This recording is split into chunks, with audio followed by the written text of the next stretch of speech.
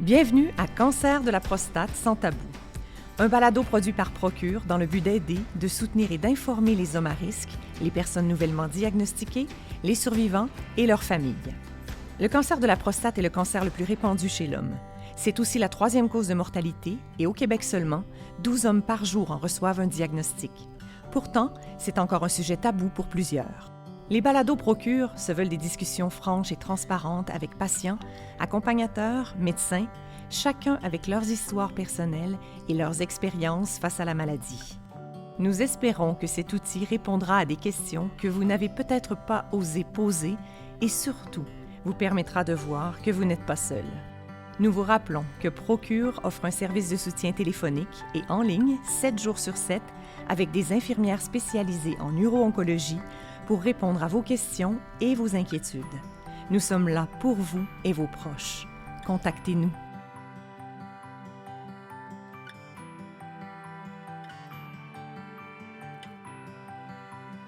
Bonjour à tous et bienvenue à Cancer de la prostate sans tabou, notre série de balados qui, j'espère, répondra à certaines de vos questions ou préoccupations. Mon nom est Marie-Christine Beauchemin, votre hôte pour ce balado. Le thème d'aujourd'hui, le cancer de la prostate peut-il être héréditaire, est particulièrement intéressant car il met en lumière le rôle de la génétique dans le risque de cancer de la prostate. Comprendre l'aspect héréditaire et génétique de cette maladie peut fournir des informations précieuses aux individus et à leurs familles. C'est pourquoi, sans plus attendre, je souhaite la bienvenue à notre invitée, Dany Tremblay, conseillère en génétique du Centre hospitalier universitaire de Montréal, le CHUM. Alors, bienvenue et merci d'avoir accepté notre invitation à participer à ce balado, Dany. Merci. Bonjour Marie-Christine, merci pour cette invitation. Ça me fait plaisir. On va commencer avec la première question. Qu'est-ce que les gènes et comment fonctionnent-ils? Oui, donc si on commence avec un cours de génétique 101, pour faire le plus simple, on pourrait se dire que notre ADN, notre matériel génétique, est comme un grand livre de recettes. Chaque gène est comme une recette dans notre grand livre de recettes. Donc un gène, au final, ce que c'est une section d'ADN qui correspond à une recette dans tout notre ADN. Chacune de nos recettes va avoir un rôle à jouer dans notre corps et c'est ce qui permet à notre corps de fonctionner normalement et d'évoluer là, à travers les années grâce à nos gènes. Qu'est-ce qu'une mutation génétique? Une mutation génétique, si on reprend notre livre de recettes, c'est comme s'il y avait une erreur dans un de nos gènes ou dans une de nos recettes. Donc, par exemple, si en lisant notre recette ou notre ADN, on arrive sur un mot qui est mal éplé, ou un mot qui manque, ou même un mot qui est présent 2 fois, bien à ce moment-là, on n'arrivera pas à lire la recette correctement. C'est la même chose pour notre ADN. Quand notre corps essaie de lire notre ADN, s'il arrive sur une section sur laquelle il manque une partie ou une partie est mal écrite, mais à ce moment-là, il ne peut pas lire notre gène comme il faut et à ce moment-là, ne peut pas fonctionner comme il faut et jouer son rôle comme il est supposé dans notre corps. Et quelles sont les mutations génétiques courantes associées au cancer, y compris le cancer de la prostate? Pour les prédispositions génétiques au cancer, les plus connues et les plus courantes sont les mutations génétiques dans les gènes BRCA1 et BRCA2. Si on se concentre plus sur les cancers de la prostate, les plus récentes études nous montrent que les mutations qu'on retrouve les plus fréquemment sont situées dans les gènes BRCA2, ATM et CHEK2. Une question que l'on reçoit souvent de la part des patients, c'est est-ce que le cancer de la prostate est héréditaire? La réponse courte, c'est oui, ça peut l'être, mais pas dans la majorité des cas. Si on prend tous les diagnostics de cancer de la prostate, on pense qu'environ 5 à 10 % sont héréditaires. Par contre, si on regarde de façon un peu plus précise les cancers de la prostate qui sont métastatiques, donc qui se sont propagés à l'extérieur de la prostate, la proportion de ceux-là qui sont héréditaires est autour de 10 à 15 %. Si d'un autre côté, on regarde les cas de cancer de la prostate qu'on dit localisés, donc qui ne se sont pas propagés à l'extérieur de la prostate, la proportion qui est héréditaire est beaucoup plus faible. On parle de moins de 5 %. Donc, ça dépend de plusieurs facteurs, mais oui, ça peut l'être dans une minorité de cas. Et comment la génétique contribue-t-elle au développement du cancer de la prostate? C'est une très bonne question. Donc, si on retourne à notre fameux livre de recettes, donc notre ADN, bien, les gènes dans lesquels il y a des mutations pour les prédispositions héréditaires au cancer, c'est des gènes qu'on appelle suppresseurs de tumeurs. Donc, leur rôle dans notre corps, c'est de nous protéger contre le développement de cancer. S'il y a une mutation génétique ou une erreur dans un de nos gènes suppresseurs de tumeurs, c'est là qu'on va avoir plus de difficultés à se défendre contre le cancer, ce qui fait en sorte qu'on a plus de risques d'avoir un jour certains types de cancer. Et là, quel type de cancer spécifiquement et quelle est la grandeur du risque, ça va dépendre d'exactement où dans notre ADN, c'est-à-dire dans quel gène la mutation génétique est située. Très bien. Quelles sont les différences entre les mutations héréditaires et les mutations acquises? Pour les mutations héréditaires, qu'on appelle aussi les mutations germinales, c'est des mutations qui sont présentes partout dans notre corps dès notre naissance. C'est transmis par un de nos parents et à notre tour, on peut l'avoir transmis à un de nos enfants. Pour tester les mutations héritées ou les mutations germinales, ça se fait avec une prise de sang dans laquelle on peut aller lire l'ADN, puis détecter s'il y a des mutations génétiques ou pas. C'est ça qu'on appelle les prédispositions génétiques au cancer et qui peuvent augmenter la probabilité d'avoir un jour certains types de cancer. Si on parle des mutations acquises ou des mutations qu'on dit aussi somatiques, ce sont des mutations génétiques qu'on retrouve uniquement dans les cellules du cancer. Elles ne se retrouvent pas ailleurs dans notre corps et elles ne sont pas transmises par nos parents et ne peuvent pas être transmises à nos enfants. La seule façon de pouvoir tester pour des mutations acquises ou mutations somatiques, c'est de faire une biopsie de la prostate et d'aller analyser l'ADN dans l'échantillon de prostate qui est analysé. Pour les mutations qui sont acquises, il n'y a pas de risque d'avoir d'autres types de cancer. C'est vraiment quelque chose qui est propre à la tumeur. Et lorsqu'on parle de mutations acquises, est-ce qu'il y a des facteurs de risque qui font que finalement on se retrouve avec une mutation? Oui, effectivement. Parmi ces facteurs de risque-là, le plus grand est effectivement l'âge. Plus on vieillit, plus on peut acquérir des mutations génétiques sans lien autre là, que l'âge. Il y a aussi des facteurs externes environnementaux, soit qu'on contrôle ou qu'on ne contrôle pas, comme par exemple l'exposition à l'alcool ou à la fumée, comme la cigarette. Mais somme toute, là, il y a plusieurs facteurs aussi qu'on ne comprend pas qui font en sorte qu'on peut acquérir des mutations génétiques au niveau de notre vie. Si on revient aux mutations génétiques héritées, comment se transmettent-elles d'une génération à l'autre et peuvent-elles sauter d'une génération à l'autre? Mm-hmm. C'est une question qui revient très souvent avec nos patients.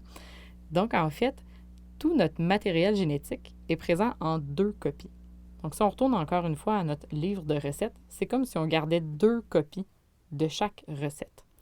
Quand on a une prédisposition génétique au cancer, ça veut dire qu'on a une mutation génétique sur une de nos 2 copies d'ADN. Par contre, la deuxième copie, elle est normale. Quand on a des enfants, on va séparer notre matériel génétique en 2. Papa donne la moitié, maman donne la moitié.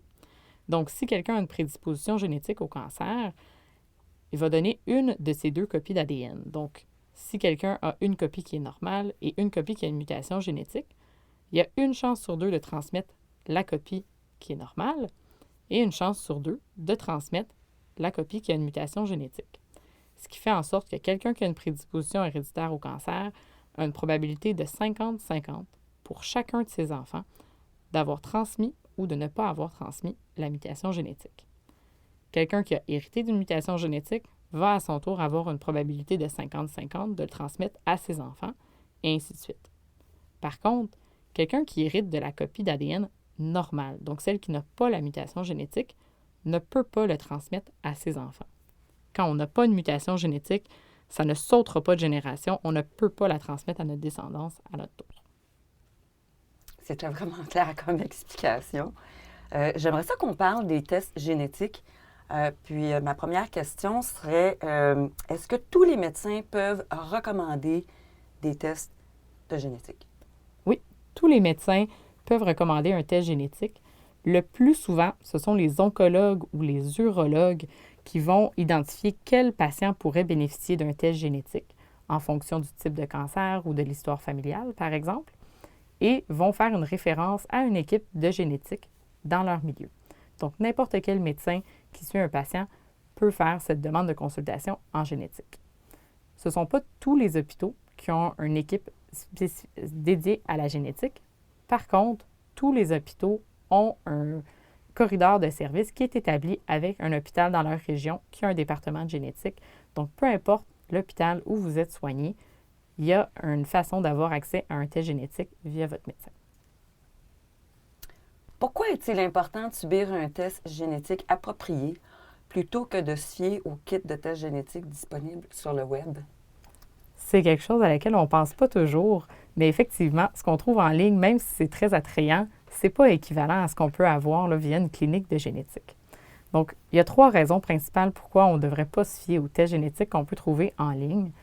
Premièrement, c'est au niveau de la qualité du test. Donc, quand on fait un test génétique, notre objectif est d'aller regarder tout le gène, donc d'un peu d'aller lire la recette au complet.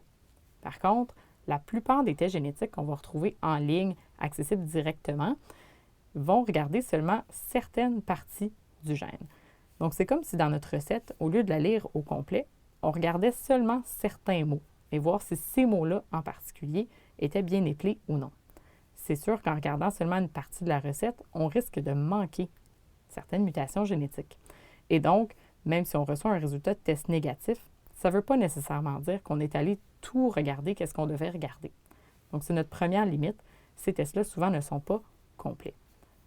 Deuxièmement, ces tests-là sont faits dans des laboratoires qui ne sont pas sujets aux mêmes standards de qualité que les laboratoires qui sont utilisés par les hôpitaux. Donc, quand on fait un test génétique, évidemment, c'est assez complexe au niveau du laboratoire et il y a certains standards à respecter au niveau de la qualité du contrôle des échantillons, s'assurer qu'il n'y a pas d'échange, par exemple, entre différents échantillons de sang ou même des échantillons de salive. Alors là, quand on fait un test génétique via un hôpital, on doit suivre certaines certifications très, très précises et qui sont très rigoureuses. Par contre, quand on fait un test génétique sur Internet, on ne sait pas exactement c'est quoi les régulations. On ne peut pas contrôler exactement ce qui se passe avec le spécimen. Donc, on ne peut pas être complètement certain que le test génétique a été fait dans les règles de l'art. Puis la troisième raison, ce serait au niveau de l'accompagnement autour du test génétique. Donc, le résultat du test d'ADN, c'est juste une partie de la réponse à l'évaluation génétique. Il faut prendre ça en considération avec votre historique personnel, l'historique de votre famille. Et donc, quand on reçoit un résultat de test génétique, l'idéal, c'est d'être accompagné par un professionnel en génétique. Si on fait un test directement sur Internet et qu'on reçoit le résultat par la poste, est-ce qu'on sait réellement qu'est-ce que ça veut dire pour moi, pour ma famille, pour mon traitement, pour mon suivi? C'est beaucoup plus complet si on fait une évaluation globale du patient. Vous avez des questions, des préoccupations, des inquiétudes? Contactez-nous 7 jours sur 7 au 1-855-899-2873 pour discuter de façon confidentielle avec une de nos infirmières spécialisées en uro-oncologie qui prendra le temps de vous écouter et de vous fournir des réponses éclairées. L'équipe de soutien Procure est là pour vous. Quelles sont les limites associées au test génétique pour le cancer de la prostate? Les 2 principales limites qu'on a présentement, premièrement, c'est la connaissance. Donc, on ne connaît pas tout sur notre ADN. On en connaît beaucoup, mais il y a certaines choses qu'on ne sait pas encore. Et donc, il y a potentiellement des gènes, donc des sections d'ADN qu'on ne connaît pas et qu'on ne sait pas qui peuvent augmenter le risque de cancer de la prostate. Donc, évidemment, ce n'est pas inclus dans les tests qu'on fait présentement. On pourrait peut-être manquer quelque chose parce que nos connaissances ne sont pas assez développées. Et deuxièmement, c'est sûr qu'il peut y avoir des limitations techniques. Les tests génétiques, ce n'est pas parfait. Ça semble bien beau dit comme ça, mais ce n'est pas si simple que ça d'aller regarder notre ADN et d'aller l'analyser pour voir s'il y a des mutations génétiques. Donc, quand on regarde l'ADN, on considère qu'on détecte la majorité des anomalies ou des mutations génétiques. Par contre, on sait qu'il y a certaines régions de l'ADN qui sont plus difficiles à aller analyser et que peut-être nos machines de tests d'ADN peuvent manquer. Comment est-ce que les hommes et leurs familles peuvent-ils prendre des décisions éclairées concernant le test génétique, dans ce cas-ci, pour le cancer de la prostate? La première étape pour pouvoir prendre une décision éclairée et informée, c'est d'avoir de l'information. Donc, ce qu'il faut savoir, c'est qu'est-ce que ça va changer pour moi, ce test génétique-là? Qu'est-ce que ça veut dire si jamais ça revenait positif? Qu'est-ce que ça veut dire si c'est négatif? Qu'est-ce que ça veut dire si le résultat génétique est dans une zone grise, un résultat incertain? Parce que les résultats de test ADN, c'est pas toujours noir ou blanc. Donc, c'est un peu de se projeter dans ce scénario-là et de se dire, bien, qu'est-ce que je vais faire avec cette information-là? Est-ce que je veux vraiment connaître cette information-là? Et est-ce que maintenant est le bon moment pour moi de la connaître? Donc, c'est tous ces éléments-là qu'on doit prendre en compte avant de pouvoir prendre une décision éclairée. C'est vraiment d'avoir l'information qui vient avec. Puis, est-ce que le test génétique peut identifier les hommes qui devraient subir un dépistage précoce du cancer de la prostate? Bien sûr, puis c'est notre objectif principal avec les tests génétiques pour les prédispositions au cancer, c'est d'être capable d'identifier qui est à haut risque et qui ne l'est pas pour pouvoir offrir le dépistage aux bonnes personnes au bon moment. On sait que pour le cancer de la prostate, le dépistage précoce, ce n'est pas la solution pour tout le monde. Avec le test génétique, on arrive à savoir qui pourrait réellement en bénéficier et pour qui ce serait peut-être pas si utile que ça et on pourrait commencer plus tard. Très bien, on va parler de votre rôle. Alors, quel est le rôle d'un conseiller génétique, justement, pour le cancer? Oui, c'est une profession qui est très peu connue, mais on peut diviser ce rôle-là en 3 catégories principales. Donc, la première catégorie, ça va être plus d'aller recueillir de l'information. Donc, de poser des questions à nos patients pour savoir quels sont leurs historiques médicaux, quelle est l'histoire de leur famille. Donc, est-ce qu'il y a d'autres cas de cancer dans la famille? Combien de personnes dans la famille, des hommes ou des femmes, l'âge au décès, jusqu'à quel âge est-ce que les gens ont vécu?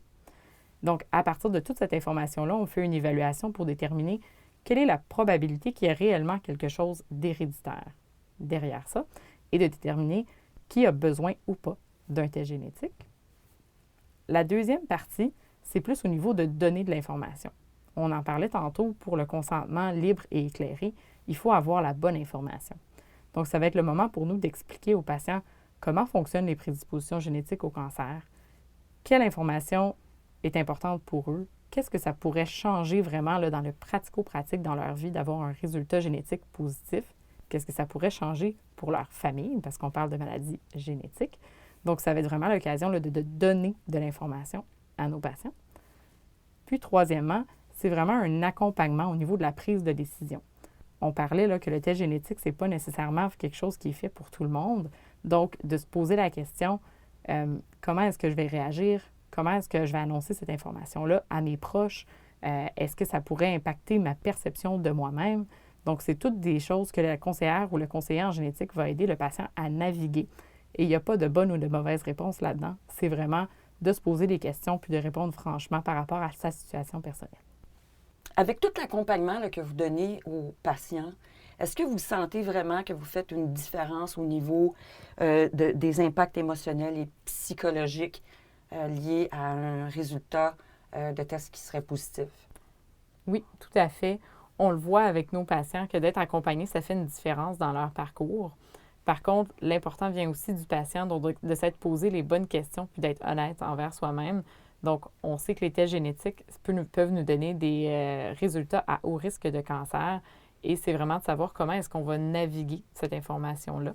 Parce que sans aucun doute, c'est quelque chose qui peut générer de l'anxiété et du stress. Et en tant que conseillère en génétique, on va accompagner nos patients dans ces situations-là et essayer de les orienter vers des ressources plus poussées s'ils en ont besoin, par exemple psychologue ou travailleur social. On va aussi accompagner les patients dans la gestion de la famille et comment annoncer cette information-là. Donc, il n'y a pas de recette miracle, mais on peut aider les gens à savoir comment annoncer cette information-là à leurs enfants puis aux autres membres de la famille, tout en gérant l'impact émotionnel sur eux-mêmes et sur la famille qui est généré avec ces résultats-là. Et on sait que ça peut créer certaines tensions dans certaines familles, donc on essaie d'accompagner le mieux qu'on peut chacun de nos patients dans cette démarche-là. À partir du moment qu'un patient reçoit un résultat qui est positif, on parle de combien de sessions, de rencontres ou de suivi de la part d'un conseiller en génétique? Oui, donc quand on annonce un résultat qui est positif, on prévoit toujours une rencontre qui est au minimum 30 minutes, mais qui peut souvent s'extensionner jusqu'à 40-45 minutes. Par contre, ça arrive des fois que les patients ont très peu de questions parce qu'ils ont déjà beaucoup réfléchi avant de faire le test ou par exemple parce qu'ils ont déjà d'autres membres de la famille qui ont fait le test. Donc, quand ils reçoivent leurs résultats, Ils ont besoin de moins d'accompagnement de notre part et surtout de se recueillir avec leurs proches. Donc, parfois, ces rencontres-là peuvent durer aussi court que 10 minutes. C'est très variable selon les questions du patient. Puis, une fois que ce rendez-vous-là est fait avec les résultats, on va souvent prévoir un rendez-vous de suivi qui peut être 1 mois, 2 mois ou même jusqu'à 6 mois plus tard pour voir est-ce que les patients ont d'autres questions. Comment ça a été d'annoncer les résultats à la famille? Est-ce qu'on peut faciliter ça d'une façon ou d'une autre? Est-ce que le patient a eu l'occasion d'en reparler avec son oncologue ou son neurologue? Et souvent, une fois que ce deuxième suivi-là est fait, on ne prévoit pas d'autres rencontres avec les patients, avec le département de génétique. Par contre, la plupart des départements de génétique ne ferment pas les dossiers, c'est-à-dire que les patients peuvent nous recontacter à n'importe quel moment pour des questions par rapport à leurs résultats génétiques ou si les membres de leur famille ont des questions. Donc, je peux parler pour ma pratique personnellement au CHUM, mais je crois que c'est la situation pour beaucoup là, de cliniques de conseil génétique où on laisse la porte ouverte toujours là, pour répondre aux questions de nos patients. Avant de passer à la dernière question, est-ce que vous rencontrez les membres de la famille d'un patient qui a reçu un résultat positif lors d'un test génétique? Oui. Évidemment, on parle de résultats de test génétique. Donc, si on trouve quelqu'un qui est porteur d'une mutation, bien, ça veut dire qu'il y a probablement d'autres membres de la famille qui sont porteurs également. Donc, on laisse vraiment la chance à chaque personne de prendre la décision de venir nous consulter ou pas. Donc, les membres de la famille vont recevoir l'information pour savoir comment prendre un rendez-vous et on va les rencontrer s'ils le veulent. Par contre, ça reste vraiment une décision personnelle et en aucun moment, ça va être obligatoire pour d'autres membres de la famille de venir nous consulter. C'est vraiment à chacun de prendre sa propre décision et de faire le rendez-vous au moment où il se sent prêt. Alors, voici la dernière question. Quel conseil donneriez-vous aux hommes en général ayant des antécédents de cancer dans leur famille? Je vous dirais de ne pas hésiter à poser des questions à votre médecin. Que ce soit votre médecin de famille, votre oncologue, votre urologue, demandez-lui, avec mon historique personnel et mon historique familial, est-ce que je suis dans les critères pour avoir un test génétique? Si vous n'êtes pas dans les critères, ça veut dire qu'on est assez rassuré et que vous n'êtes pas dans les catégories à haut risque. Et si jamais vous êtes dans les critères, bien, vous allez pouvoir avoir certaines réponses à vos questions avec un test génétique ou du moins une consultation en génétique. Dany Tremblay, merci beaucoup d'avoir partagé ces informations éclairantes avec nous. Cela conclut le balado d'aujourd'hui. Pour ceux d'entre vous qui écoutent, merci de nous avoir accompagnés. J'espère que ce balado a répondu à certaines de vos questions ou préoccupations. Alors, merci à tous et à la prochaine. Ici Marie-Christine Beauchemin pour le cancer de la prostate.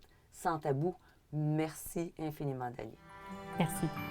Merci d'avoir écouté Cancer de la prostate sans tabou, un balado produit par Procure. Pour en savoir plus sur le cancer de la prostate et nos épisodes de balado-diffusion, rendez-vous sur procure.ca.